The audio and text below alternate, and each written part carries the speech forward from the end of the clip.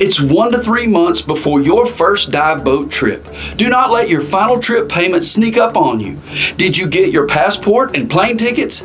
G likes to do a full checkout dive using all of the gear needed on the trip. I will do this dive close to my house. Lubricate and check the seals on all equipment.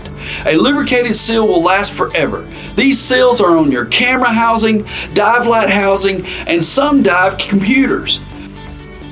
Only use a small amount of lubricant. Put a little on your finger and follow the seal around. That will make sure you will have no problem. Charge all of your batteries in everything. Take all of the equipment, including your camera gear and dive lights, to this dive. If possible, wear all of your equipment for the trip on this dive. This will give you the chance to trim your weight. Remember that you will need 2.5% more weight if you're diving in salt water. Use the camera and dive lights on the dive. This will test to make sure they work. After your successful checkout dives, do not leave the batteries charged at 100%. Think of a battery like a balloon. If the balloon is left full of air, it will stretch and never push all of the air out.